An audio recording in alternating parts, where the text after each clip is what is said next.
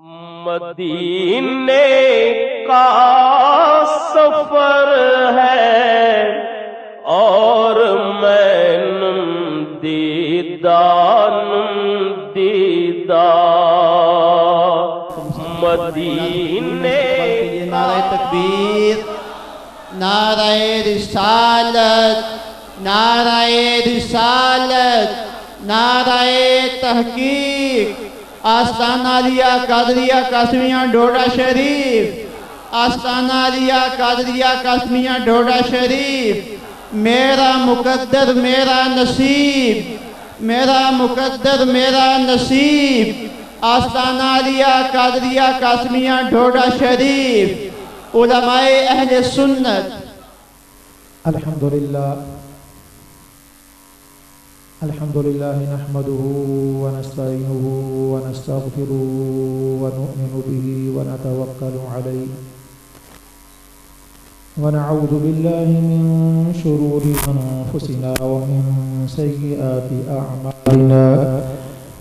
मन यहदिहिल्लाहु फला मुदिल्ल लहु व मन युज़लिल्हु फला हादिय लहु।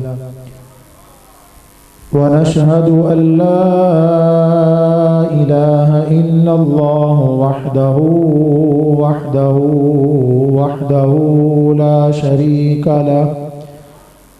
ونشهد أن سيدنا وسندنا وحبيبنا وطبيبنا وطبيب قلوبنا محمدا عبده ورسوله सल्लल्लाहु तआला अलैहि व अला आलिहि व अस्हाबिहि अजमईन। अम्मा बअदु फअऊज़ु बिल्लाहि मिनश शैतानिर रजीम। बिस्मिल्लाहिर रहमानिर रहीम। आमनर रसूलु बिमा उन्ज़िला इलैहि मिर रब्बिहि वल मुअ्मिनून। फ़ी मक़ामिन आख़र आमन्तु बिल्लाहि सदक़ल्लाहु मौलानल अज़ीम व बल्लगना रसूलुहुन नबियुल करीमुल अमीन व नहनु अला ज़ालिका लमिनश शाहिदीन वश्शाकिरीन वल्हम्दुलिल्लाहि रब्बिल आलमीन। क़ाल अल्लाहु तबारक व तआला फ़ी शानि हबीबिही मुख़बिरन व आमिरा। इन्नल्लाहा व मलाइकतहु युसल्लूना अलन नबी या अय्युहल्लज़ीना आमनू सल्लू अलैहि व सल्लिमू तस्लीमा। बाबाज़ बुलंद दुरूद शरीफ। अस्सलातु वस्सलामु अलैका या रसूलल्लाह व अला आलिका व अस्हाबिका या हबीबल्लाह। अस्सलातु वस्सलामु अलैका या रहमतल लिल आलमीन व अला आलिका व अस्हाबिका या महबूब रब्बिल आलमीन। अस्सलातु वस्सलामु अलैका या नबी अल्लाह व अला आलिका व अस्हाबिका या खैर खल्क़िल्लाह।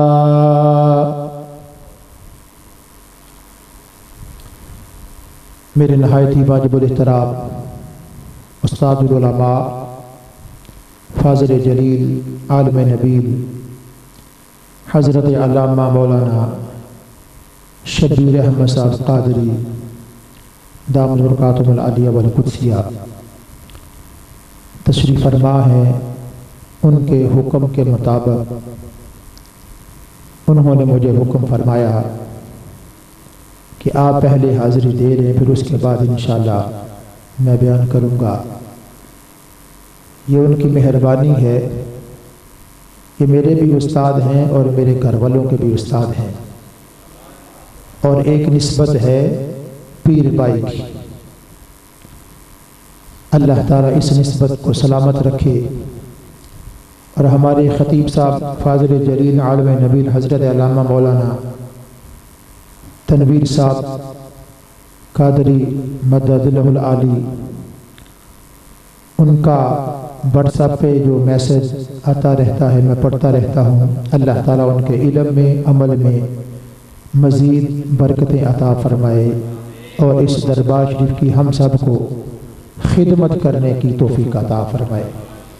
आज जब मैंने इश्तिहार में पढ़ा, अपना नाम भी पढ़ा और वहाँ पर एक निस्बत लिखी हुई थी बड़ी बेहतरीन, मेरे नाम के साथ और चौधरी अल्लामा शबीर साहब के नाम के साथ दोनों के नीचे लिखा हुआ था।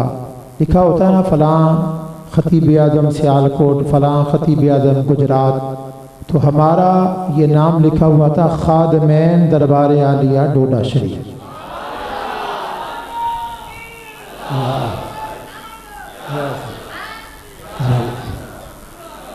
अल्लाह की कसम उठाकर कहता हूँ मस्जिद में हूँ और मस्जिद भी अपने पीर खाने की है और आप हजरात बड़े पाक साहब बैठे हुए हैं और आप है भी सारे मेरे इत्काब भाई भी और पीर भाई भी। ये मेरी खुशकिस्मती है कि मैं आपकी ज़ियारत करने के लिए आ जाता हूँ और ये अलकासम ट्रस्ट की मेहरबानी है कि वो मुझे मौका देते हैं। और ये आप लोगों के सामने मैं मस्जिद में अपने दरबार शरीफ में, दरबार शरीफ की जामिया मस्जिद में बैठकर अल्लाह की कसम उठाकर कह रहा हूँ कि मुझे इतनी खुशी हुई है ये लफ्ज़ देखकर कि इसका मैं बयान नहीं कर सकता। आगे तो कोई बंदा कहता था ना जी आप कहाँ होते, तो हम कहते हैं दरबार शरीफ के खादम, लेकिन जो इश्तिहार पर लिखा गया है ना, ये ऐसा लिखा गया है कि दुआ करें अल्लाह क़यामत के दिन भी इसी निस्बत के साथ ही उठाए। ये निस्बत कोई छोटी नहीं, ये दरबार शरीफ का खादम होना और फिर दरबार भी ऐसा जो कादरी हो, ये कोई निस्बत कादरियों की छोटी नहीं। हजूर किबला पीर है, उलमाए किराम फरमाती हैं कि हजूर गौसे आदम रज़ियल्लाहु ताला अन्हो से किसी ने पूछा कि हजूर जो आपके हाथ पर बैत हुआ है, आया उसके आप जामिन हैं या कोई बिला वास्ता किसी ना किसी वास्ते से? तो आपने फरमाया जो भी कादरी है, चाहे उसने मेरे हाथ पर बैत की है या मेरे हाथ पर बैत करने वालों पर बैत की है या किसी भी निस्बत से वो कादरी है, क़यामत के दिन अब्दुल कादिर जिलानी उनकी अल्लाह की बारगाह में सिफारिश करे। अल्लाह या रसूल या जिंदा अल्लाह या रसूल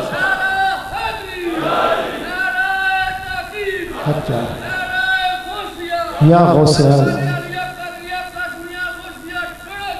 जिंदाबाद जिंदाबाद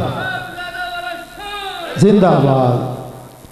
माशाल्लाह मेरा सिर्फ आधा घंटा, क्योंकि टाइम जो दिया है ना वो 40 मिनट का है और 40 मिनट का ही बाद में बयान होगा और आपका भी पूरा ख्याल रखा गया है।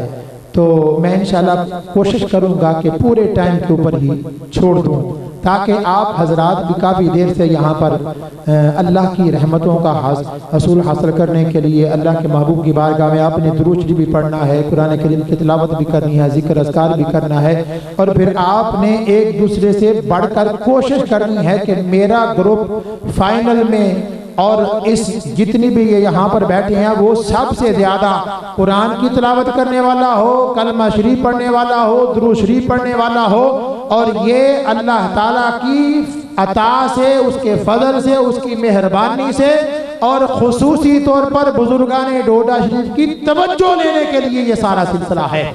तो मैं ये चाहता हूँ कि मैं आपका ज़्यादा वक्त न लूँ, बस अपनी हाज़िरी मकसूद है। अल्लाह का शुक्र है कि अल्लाह ने हमें अपने महबूब का उम्मती बनाया और मेरे ज़िम्मे जो मौजू लगाया गया था वो ईमान की सिफात और ईमान की जिम्मेदारी है।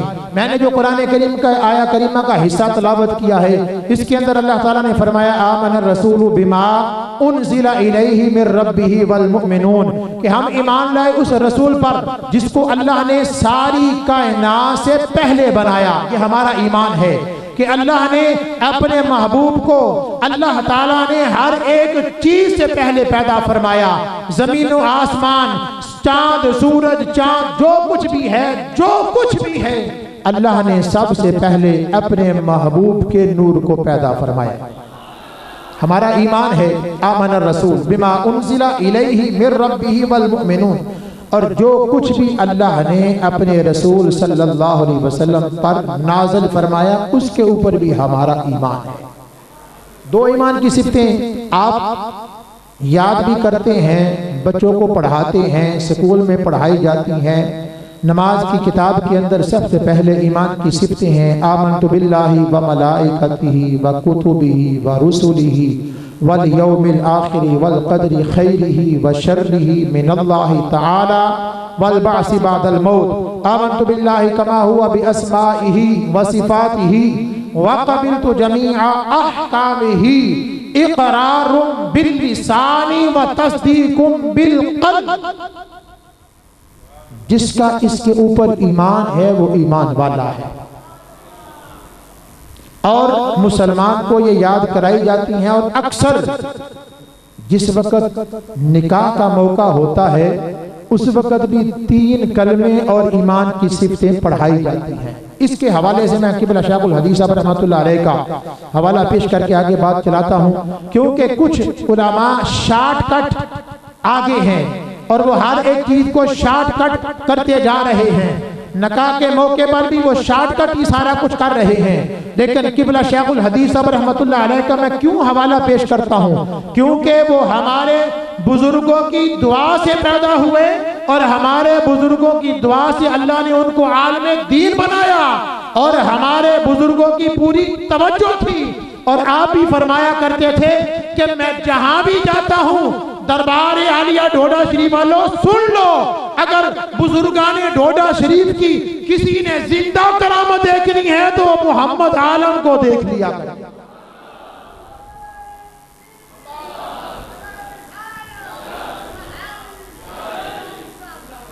वो फरमाया करते थे कि जिस वक्त नकाह के मौके पर लड़की को और लड़के को ये ईमान की सिफतें और 3 कलमे पढ़ाने के बाद दुआ मांगी जाती है, फरमाया करते थे कि इस वक्त से पहले यानी निकाह के मौके से पहले लड़की से और लड़के से हो सकता है कोई ना कोई ऐसी बात जो कुफरिया हो, वो निकल चुकी हो और उसका उसको इल्म ना हो, पता ना चले, तो इज्तिमाई तौर पर लोगों के सामने उनको ये कलमे पढ़ाना, ईमान की सिफतें पढ़ाना और उन लोग दोनों से, मियाँ और बीवी से ईमान की तजदीद करवाना, सारे लोगों को गवाह करके कि परवरदिगार ये देख ले, ये दोनों मियाँ और बीवी ने फिर कलमा पढ़ा है, फिर ईमान की सिफतें पढ़ी हैं। अगर इससे पहले इनसे कोई ऐसी मुंह से कोई कलमा निकल गया है, कोई कुफरिया कलमा निकल गया है,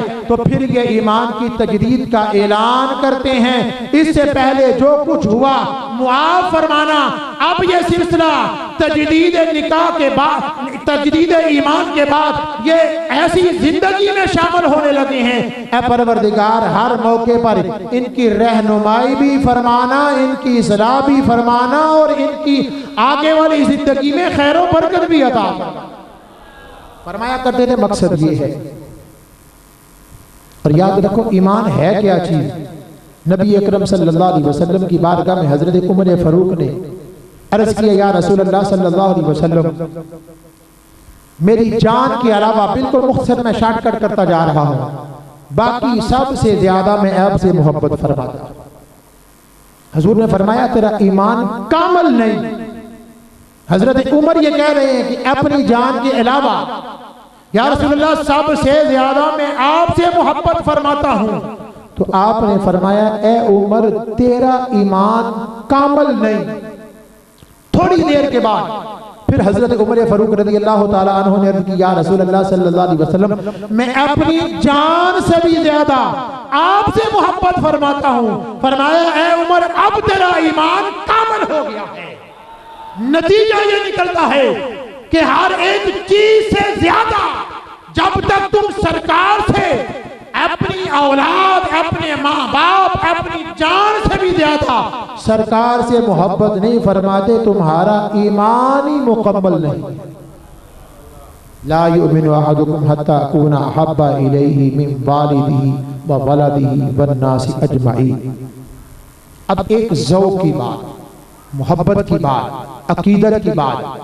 हजरत सिद्दीक़ अकबर रज़ियल्लाहु ताला अन्हु सदीकों के इमाम हुए हैं और सरकार के यारे गार हैं और हजूर अलैहिस्सलातु वस्सलाम के पहले सबसे आपके ऊपर ईमान लाने वाले मर्दों में हजरत अबू बकर सिद्दीक़ रज़ियल्लाहु ताला अन्हु की ज़ात बबरकात है। वो फरमाते हैं जिस वक़्त का मैंने सरकार के ऊपर ईमान लाने के बाद आपकी ज़ियारत फरमाई, फरमाते हैं देखो मोहब्बत और अकीदत देखो, फरमाते हैं उस वक़्त से लेकर मैंने अपनी शर्मगाह कोई नहीं देखा। हजरत अबू बकर सिद्दीक़ के कौल पर जरा गौर करें।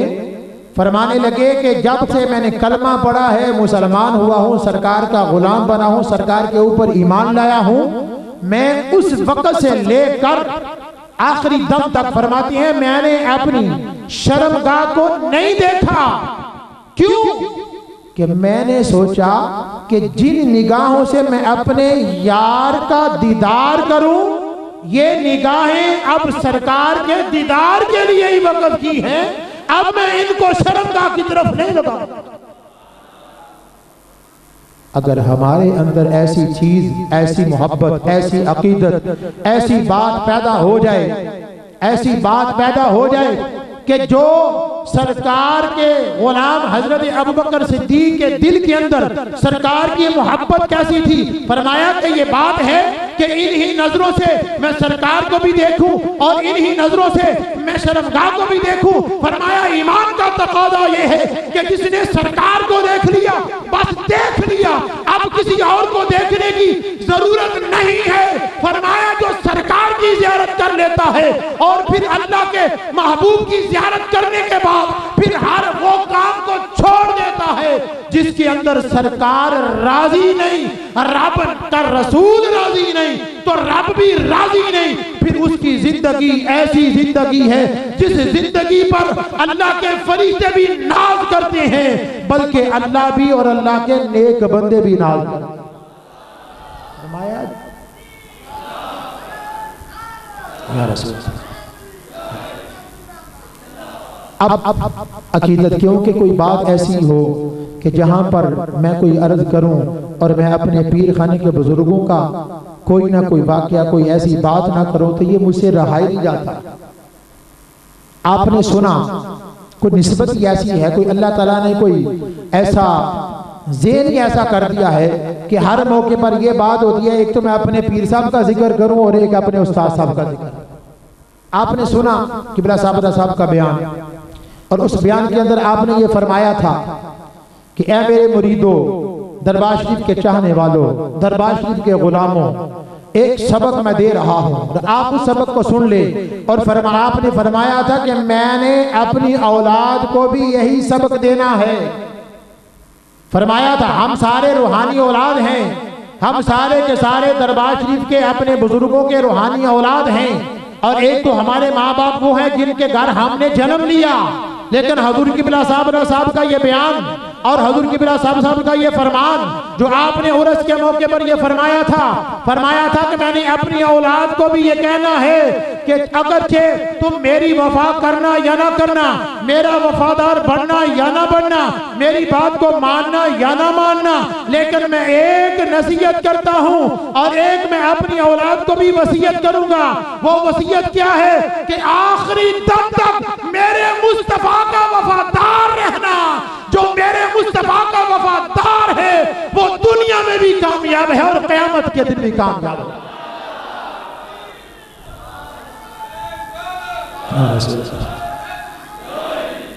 ये हमारे बुजुर्गों का ये सबक था। फरमाया मेरी बात मानना या ना मानना, लेकिन रसूलुल्लाह की बात को ना ठुकराना। मेरी बात को चाहे मेरा वफादार और डॉक्टर मोहम्मद इकबाल साहब रहमतुल्लाह अलैह ने तो कमाल ये कलाम फरमाकर कि सारे मुसलमानों के दिल के अंदर ऐसी मोहब्बत की आग लगा दी। आप फरमाते हैं कि मोहम्मद से वफा तूने तो हम तेरे, कि मोहम्मद से वफा तूने तो हम तेरे हैं, ये जहां चीज है क्या लौहो कलम तेरे हैं। फरमाया अगर तू सरकार का बन गया, तू सरकार की गुलामी में आ गया। हजरत अबू दजाना सरकार के गुलाम हैं और बड़े आशिक़ रसूल हैं, नबी के गुलाम हैं, आशिक़ रसूल हैं। ग़ज़वा उहद के अंदर जिस वक़्त दुश्मनों ने तीर चलाए ना, तो हजरत दुजाना, अबू दुजाना वो सरकार के गुलाम सरकार के ऊपर ऐसे ढाल बन गए थे, ऐसे ढाल बन गए। हजूर अलैहिस्सलातु वस्सलाम को उन्होंने ऐसे घेर लिया, अपने जिस्म को उनके ऊपर निछावर कर दिया कि कोई भी तीर लगे तो मुझे लगे, मेरी सरकार को ना लगे। जख्म आए तो मुझे आए, मेरी सरकार को ना आए। कोई किसी तरफ से हमला हो तो मेरे ऊपर आए, मेरी सरकार के ऊपर ना आए। किताबों में लिखा है कि इतने तीर लगे, इतने तीर लगे कि जिस वक्त आप वो उधर, जब आपने वो सारा जिस्म आपके ऊपर ढाल बना दिया ना, तो फरमाते थे उलमा, फरमाते हैं मुफस्सिरीन ने तफसीरों में लिखा है, हदीस की किताबों में लिखा है कि जिस तरह ये कंडों वाला सिया होता है, कंडों वाला वो सिया जिस वक्त वो कटा वो अपना आप खोलता है तो हर तरफ उसके कांटे ही कांटे नजर आते हैं। फरमाते हैं इसी तरह हजरत अबू दजाना ने जिस वक्त अपना जिस्म मुबारक ऐसे करके ऐसे किया ना, तो अबू दजाना नजर नहीं आ रहे थे, बल्कि जिधर देखते थे तीर ही नजर आते थे और तीर ही तीर नजर आ रहे थे। कोई जिस्म का हिस्सा बचा नहीं था कि जो जख्मी नहीं हुआ था। सरकार ने फिर दूसरे दिन फरमाया ऐ सहाबा चले, अबू दजाना चले। ये नहीं कहा या रसूलल्लाह अभी तो ग़ज़वा से वापस आए हैं, अभी तो जख्म भी ठीक नहीं हुए, अभी तो जख्मों को भरा भी नहीं गया। या रसूल अल्लाह अभी तो हम सेहतमंद भी नहीं हुए, आप फिर हमें हुक्म फरमा रहे कि आओ जंग के लिए, आओ उस काफिरों के साथ लड़ाई के लिए। या रसूल अल्लाह अभी तो पहले जख्म ही नहीं ठीक हुए, बल्कि अबू दजाना ने उसी वक्त कहा लब्बैक या रसूल अल्लाह। क्या कहा? ये हमारा नारा है, ये सहाबा का नारा है, ये सुन्नियों का नारा है, नबी के गुलामों का नारा है, सरकार के मानने वालों का नारा है। हजरत अबू दजाना ने उस वक्त ये कहा था लब्बैक या रसूल अल्लाह, लब्बैक या रसूल अल्लाह, लब्बैक या रसूल अल्लाह। या रसूल अल्लाह हम हाजिर हैं, हम हाजिर हैं, हम हाजिर हैं, तन मन धन सब कुछ या रसूल अल्लाह आपके नाम पर कुर्बान है। हम या रसूल अल्लाह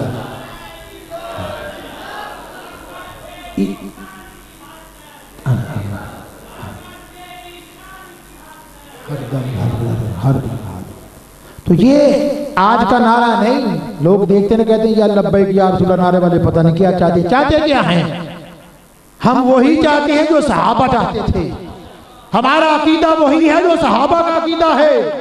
हम नबी के गुलामों का हक अदा करने के लिए सहाबा के अमल को पेश करते हैं कि देखो वो सरकार के गुलाम, अभी तो उस वक्त इतनी सहूलतें भी नहीं थी, इतना कुछ नहीं था, वो तलवारें, नेज़े और बर्छियां और ढालें ये सब कुछ नहीं था, लेकिन एक जात ऐसी थी जिस जात की ऊपर भरोसा, तकिया, तवक्कुल करके वो यही उन हजरत मिक़दाद जिस वक्त हजूर अलैहिस्सलातु वस्सलाम ने इरशाद फरमाया कि बताएं बदर के मौके पर क्या किया जाए। मुहाजिरीन तो बोलते थे, मुहाजिरीन तो अर्ज करते थे या रसूल अल्लाह हम जंग करेंगे जैसे आप फरमाएंगे, लेकिन आप फिर बार बार पूछ रहे थे कि बताओ क्या करें साथियों, क्या करें, क्या एक तरीका बताएं। जंगे बदर के मौके पर सरकार ने सहाबा से पूछा, मुहाजिरीन बोलते थे आपके दिल की ख्वाहिश कुछ और थी। फरमाया मुहाजिरीन तो पहले ही सब कुछ कुर्बान करके आए हैं, उन्होंने तो पहले ही मक्का छोड़ा है, घर बार छोड़ा है, बीवी बच्चे छोड़े हैं, कारोबार छोड़ा है, वो तो पहले ही कुर्बान होकर आ गए हैं।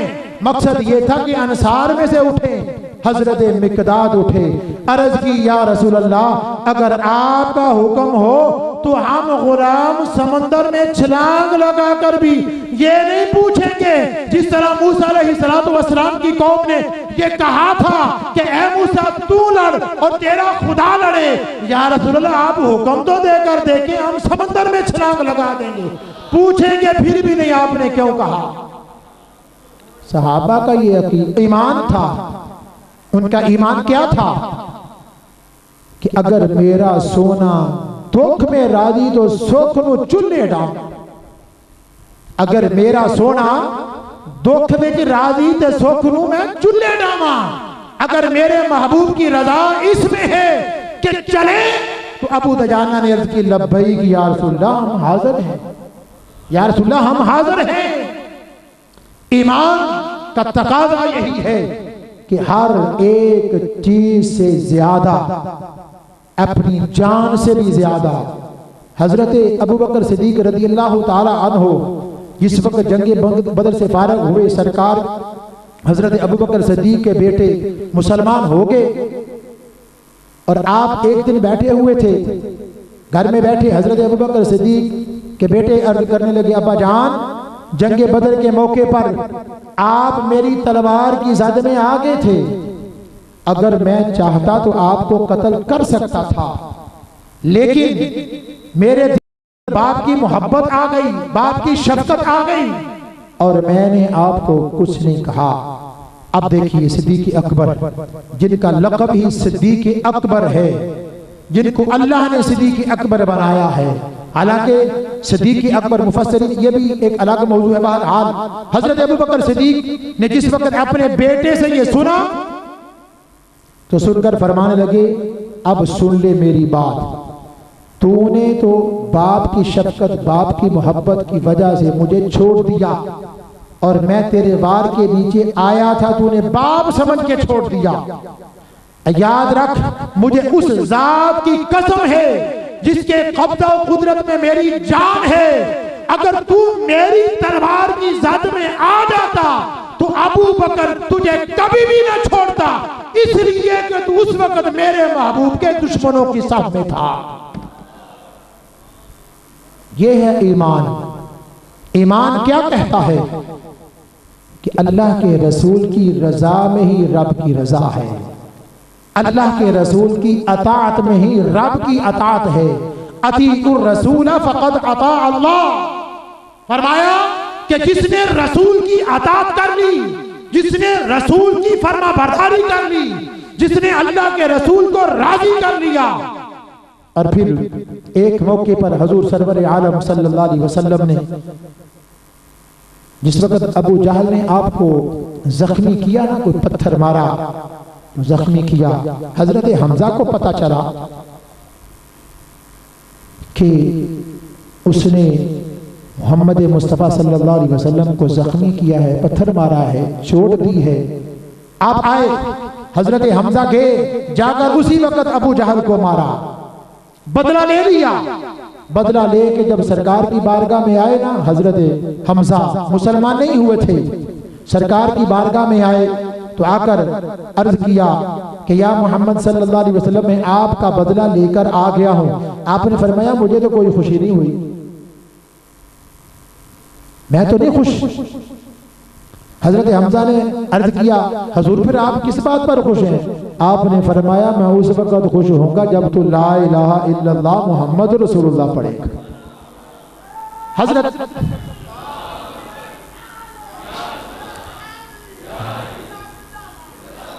हजरत हमजा ने कहा, अच्छा या रसूलल्लाह आप इस बात पर खुश हैं? तो आपने फरमाया हाँ मैं इस बात पर खुश हूं।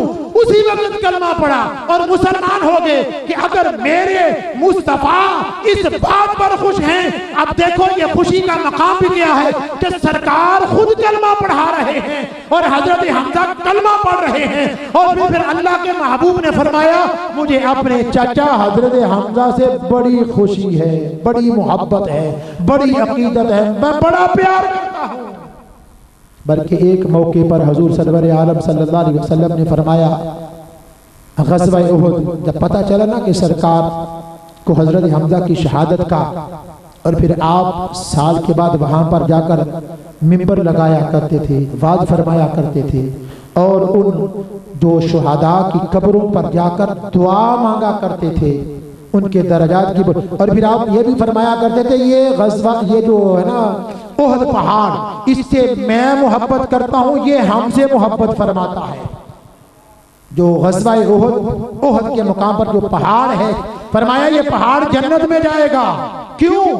अब गौर करने वाली बात यह है कि पहाड़ तो मिट्टी का है, पत्थर का है, उसके अंदर दिल है, उसकी आंखें हैं, वो बोलता है, वो सारा कुछ ये करता है, ये तो इंसानों के लिए मोहब्बत है और महसूसात, ये सारा कुछ इंसानों के लिए है। पहाड़ भी ऐसा काम करता है। सरकार ने फरमाया ओहद पहाड़ हमसे मोहब्बत फरमाता है, हम इससे मोहब्बत फरमाते हैं और क़यामत के दिन यही मोहब्बत की वजह से ओहद पहाड़ जन्नत में जाएगा। अगर पहाड़ होकर सरकार से मोहब्बत करे तो मोहब्बत में अल्लाह के महबूब ने उस मोहब्बत की गवाही, जमानत आपने खुद इरशाद फरमाई, क़यामत के दिन ये पहाड़ जन्नत में जाएगा। और नबी का कलमा पढ़ने वाला, नबी की ज़ात से मोहब्बत में दुरूद शरीफ पढ़ता है, सरकार पर सलातो सलाम पेश करता है, सरकार के गुण गाता है, सरकार की नातें पढ़ता है, सरकार की महफिल नात में जाता है, हाजिर होता है, सरकार पर दिन रात कसरत से दुरूद शरीफ पढ़ता है। बल्कि एक मुकाम पर आपने एक सहाबी को फरमाया कि तुझे और दुआओं की जरूरत नहीं, जिस वक्त उन्होंने अपना सारा हिस्सा दुरूद शरीफ के लिए वक़्फ कर दिया।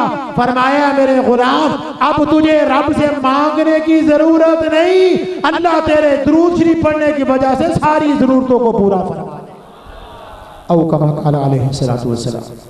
तो ये खुशकिस्मत हैं आप यहाँ पर। ये फिर ये भी तो हजूर क़िबला साहब का फैज़ है ना कि आप खुद यहाँ पर इत्काफ़ बैठ के आपने अपने साथ बैठाया और उस वक़्त से लेकर आज तक हर साल आने वाला पहले से ज्यादा इत्काफ़ में बैठने वाला, यह भी तो उनका फैज़ है। और आप जानते हैं यहाँ आपको सुकून मिलता है, यहाँ आपको इत्मीनान मिलता है, यहाँ आपको हर किस्म की परेशानी से अल्लाह महफूज फरमाता है, यहाँ आप बावुज़ू रहते हैं, यहाँ आपकी जुबान जिक्र इलाही से तर रहती है, यहाँ पर आप आकर उलमा की ज़ियारत करते हैं, उलमा के बयान सुनते हैं, उलमा की मजलिस में बैठते हैं, अपने पीर खाने में बुजुर्गों की ज़ियारत करते हैं, बुजुर्गों के दर पर आकर दुआएं मांगते हैं। और अल्लाह का फरमान है इन्ना रहमतल्लाहि करीबुम मिनल मुहसिनीन, बेशक अल्लाह की रहमत नेक लोगों के करीब है। ये बुजुर्गों का फैज नहीं तो और क्या है कि 10 दिन के लिए आप यहाँ पर अपने आप को अल्लाह का मेहमान बनाकर बैठते हैं। अल्लाह का मेहमान बनना कोई छोटी बात है।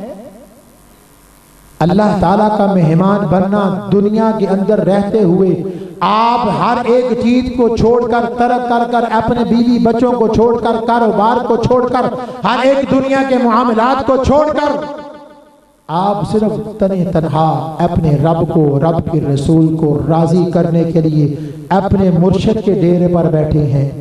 आपका मुर्शिद भी राजी है, मुर्शिद भी देख रहा है और अल्लाह का रसूल भी देख रहा है, रब भी देख रहा है और रब की रहमतों का नुज़ूल भी हो रहा है। दिन रात ऐसी जगह पर आप बैठे हैं जहां पर अल्लाह सारा महीना ही बरकतों वाला है, रहमतों वाला है, बख्शिशों वाला है। और फिर साथ आपने अपने आप को मुख्तस कर दिया, समझ रहे कि आपके ऊपर मेरे रब का करम है, तब ही आप यहां पर बैठे।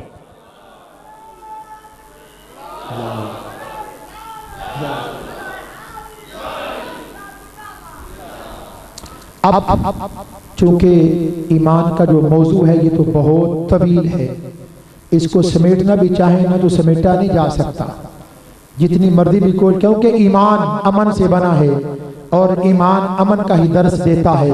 और हर एक ये जितने भी दूसरे मजहब वाले हैं वो सारे आखिरकार गौर व फिक्र करने के बाद इसी बात पर आए हैं कि ईमान, इस्लाम एक ऐसा आलमगीर मजहब है जो इसके अंदर दाखिल हो जाता है वो अमन में हो जाता है, और ईमान लाने के बाद अल्लाह ताला उसको सुकून। देखो ना, जिस वक्त बेईमान हो तो वो कलमा पढ़े, कलमा पढ़ने के साथ अल्लाह के महबूब ने फरमाया अल्लाह ताला पिछले सारे गुनाहों को मुआफ फरमाकर वो ऐसे हो जाता है जैसे उसकी माँ ने उसको अभी जन्म दिया। फिर अगर वो उसके ऊपर इस्तिकामत, इन्नल्लज़ीना क़ालू रब्बुनल्लाह, बेशक वो लोग जिन्होंने कहा हमारा रब अल्लाह है, सुम्मा इस्तक़ामू, फिर उसके ऊपर कायम रहे, डट गए, ततनज़्ज़लु अलैहिमुल मलाइका, अल्लाह ताला फरमाता फिर उनके ऊपर अल्लाह के मलाइका का नुज़ूल होता है। कितनी खुशकिस्मती है कि ईमानदार के ऊपर अल्लाह ताला की रहमतों का नज़ूल, मलाइका का नज़ूल हो रहा है। और इस हालत में जो आप इत्काफ में बैठे हैं, आप कुरान की तिलावत करते हुए, कलमा शरीफ पढ़ते हुए, दुरूद शरीफ पढ़ते हुए, कभी आपके जिस्म के अंदर ये एक होता है ना, बंदा कांप उठता है, एक जिस्म एकदम कांप उठता है, उस वक्त खुश नसीब है जिसको ये कपकपी तारी होती है। उलमा ने लिखा है कि जिस वक्त बंदे की ऐसी हालत हो जाए और बंदे का जिस्म एक मिनट में, एक लम्हा में जो कांप उठता है और बंदे का लू खड़ा हो जाता है, फरमाते हैं कि वो खुश नसीब है। उस वक्त अल्लाह का फरिश्ता उस बंदे के साथ मुसाफिहा कर रहा हो। अगर किसी की ऐसी हालत हो जाए उसी वक्त दुआ मांगे, अल्लाह उस दुआ को कबूल फरमाता है। आखिरी बात, क्योंकि मिनट सिर्फ 4 रह गए हैं, और अगर हम वक्त की पाबंदी नहीं ना करेंगे, क्योंकि आप जानते हैं स्टेज आगे जो होता है ना उसके ऊपर बड़ी जिम्मेदारी होती है। तो मैं सोच रहा था कि ये देखो कैसी अल्लाह ताला की ये शान है कि मैं आगे पीछे लोगों को बैठाता हूँ, जो उलमा थे उनको बैठाता हूँ, आज मुझे बैठा रहे। मैं उर्स के मौके पर छोटा हो, बड़ा हो, 11वीं शरीफ हो कोई, तो मैं दावत देता हूँ कि आओ जनाब यहाँ पर बैठे। तो ये आज मुझे अल्लामा तनवीर साहब ये दावत दे रहे थे कि आप यहाँ पर बैठे। ये अल्लाह की अता नहीं तो और क्या है, बुजुर्गों की तवज्जो नहीं तो और क्या है। ये बुजुर्गों की एक ऐसी मोहब्बत है जिस मोहब्बत की वजह से अल्लाह ने हमें यहाँ पर इकट्ठा किया है। अगर बुजुर्गों की तवज्जो ना हो, बुजुर्गों का हमारी तरफ ध्यान ना हो, तो ये हम में से कोई भी ना हो। ये अल्लाह के महबूब लोगों की ये खास करम नवाजी है कि उन्होंने हमें यहाँ पर इकट्ठा बैठने के लिए ये तवज्जो फरमाई, तो हम उनकी तवज्जो का मरकज बने। बड़े बड़े दूर दराज से। अब ये आखिरी बात जो आखिर हर मौके पर मैं ये कहता हूँ, आप जानते हैं कि ये मेरे पीर भाई हैं, और आप ये भी जानते हैं कि रोज़ों के अंदर फितराना निकाला जाता है, और फितराने की ज़रूरत है। और फितराना चाहे रोजेदार रोज़ा रखे ना या ना रखे, जिसके ऊपर ज़कात फ़र्ज़ है उसके ऊपर फितराना भी वाजिब है, और फितराना निकालना है, हर एक ने निकालना है। और अगर आप सारे भाई हजरात यहाँ पर फितराना निकालेंगे तो दरबार शरीफ के ऊपर बड़ा काम हो जाएगा। ये जो दारुल उलूम है इसका बड़ा काम हो जाएगा। यहाँ पर बच्चियाँ पढ़ रही हैं, यहाँ पर बच्चे पढ़ रहे हैं, और इसके अलावा और भी मदरसे हैं जो इसी मरकज की वजह से चल रहे हैं, और हमारी ज़रूरत भी यही है। और सारे जब उलमा यहाँ पर आकर बयान करते हैं और ये सारा निज़ाम देखते हैं, और बड़े बड़े मुहतमिम, बड़े बड़े खतीब, बड़े बड़े मुहक्किक, बड़े बड़े मुफस्सिर आकर जिस वक्त इसका मुतालिया करते हैं, और यहाँ का सारा ये उनको दिखाया जाता है, इंतजाम दिखाया जाता है, इंसराम दिखाया जाता है, तालिब इल्मों की तादाद दिखाई जाती है, असातिज़ा की तादाद दिखाई जाती है, यहाँ पर काम करने वालों की तादाद दिखाई जाती है, और इसके मातहत अल कासिम ट्रस्ट के मातहत जो भी काम हो रहा है उनका सारा उनको जब बताया जाता है, एक दफा तो वो ये इंतजाम को देखकर, काम को देखकर, दारुल उलूम को देखकर एक दफा तो वो सोचता है ये सारा निजाम कैसे चल रहा है।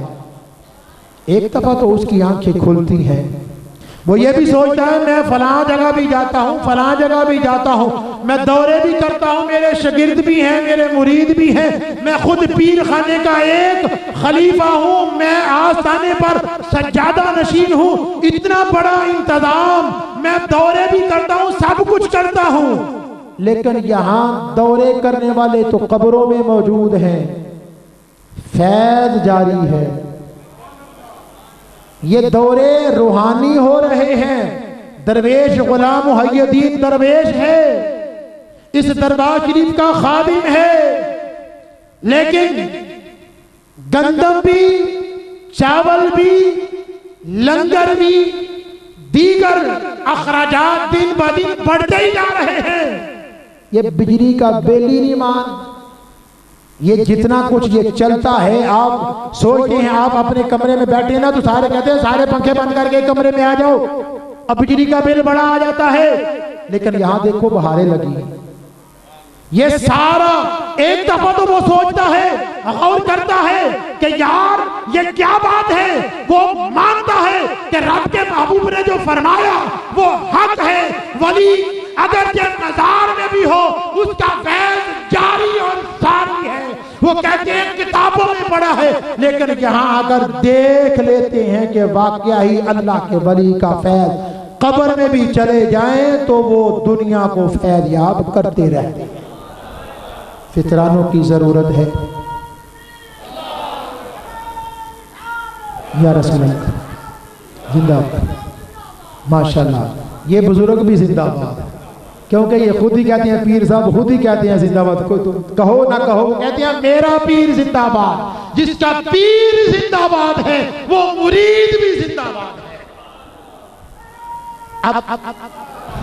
अब बाबा माशाल्लाह माशाल्लाह। तो आपने फितराना भी अपने पीर खाने में देना है। अब दूसरी बात, आप जानते हैं कि मस्जिद का बिल्कुल काम एक ही लेंटर की बात है, और ये आप हजरात भी तावन करें, और आपके जितने दोस्त अहबाब, कोई ऐसे भी होंगे ना जो यहाँ पर मुरीद नहीं है लेकिन इत्काफ बैठे हैं, तो ये इंतजाम देख लिया मैंने भी अपने, क्योंकि हर कोई बंदा जब कोई किसी के साथ कोई किसी को बताता है, आगाह करता है, तो फिर मेरा रब, क्योंकि बंदे की नीयत खालिस हो और नेक इरादा हो, और बंदा चाहे नेकी, कुछ ऐसे होते हैं ना जो खुद नहीं पैसा देते लेकिन वो किसी ना किसी को तो कह सकते हैं अल्हम्दुलिल्लाह सुम्मा अल्हम्दुलिल्लाह। इसी तरह मैंने भी अपने एक दोस्त को कहा, तो उसने मुझे मस्जिद के लेंटर के लिए 1 लाख रुपया दिया है, और मैं वो 1 लाख रुपया लेकर आया हूँ। मैंने ये कहा था कि हमारे दरबार शरीफ में वहाँ पर मस्जिद का लेंटर के लिए ज़रूरत है पैसों की, तो मैं ये चाहता हूँ, ये मैंने सिर्फ तहदीस नेमत के लिए, वरना मैंने ये सारा कुछ, लेकिन ये मैंने आप लोगों को बताया है कि अगर मैं, आप कहेंगे कि आप तो मौलवी हैं, मौलवी सारे बन जाएं, अपने पीर खाने के लिए मौलवी बन जाएं। अपने पीर खाने के लिए अगर चाहते हैं कि अपने पीर की तवज्जो हासिल करने के लिए, जो हमारे पीर का मिशन था, जो हमारे बुजुर्गों का मिशन था, जो हमारे बुजुर्गों का एक मिशन था कि एक बहुत बड़ी मस्जिद वो पहले बनी, लेकिन अब ये मस्जिद छोटी लगती है। इसके मुकाबले में सामरा साहब ने फरमाया कि हम इससे भी बड़ी मस्जिद की अब जरूरत है। आप जानते हैं, आपको मालूम है, अब वो जेरे तालीम है, उसको हमने मुकम्मल करवाना है। किस तरह? तावन के जरिए से आप एक दूसरे को कहें। जब आप ये कहेंगे, ये कहना आपकी तरफ से सदका हो जाएगा। जब तक ये मस्जिद आबाद रहेगी, कहने की सदके की वजह से अल्लाह आपको इसका सवाब अता फरमाएगा। अल्लाह ताला, अगर कोई मुझसे कहने में कोई गलती हो गई है, रब के घर में मैं तौबा करता हूँ, अल्लाह ताला मुझे मुआफ फरमाए, और अल्लाह हम सब की हाजिरी को अपनी बारगाह में कबूल फरमाए। अल्लाह ताला हमें अपने बुजुर्गों के मिशन को जारी और सारी रखने की तौफीक अता फरमाए। फितराने के मौके पर और कुर्बानी के मौके पर, ज़कात के मौके पर, सदका और खैरात के मौके पर जिस तरह हम अपने पीर खाने में हाजिर होते हैं, इसलिए जिस वक्त भी हम हाजिरी के लिए आए तो कोई ना कोई चंदे की शक्ल में अपने दोस्त अहबाब से यहाँ पर कुछ ना कुछ जरूर लेकर आया करें। ये आपके लिए एक सदका जारिया हो जाएगा। अल्लाह ताला हम सबको इस पर अमल की तौफीक अता फरमाए। व आखिरु दावाना अल्हम्दुलिल्लाहि रब्बिल आलमीन। का सफर है और मैं दीदान दीदा मदीने का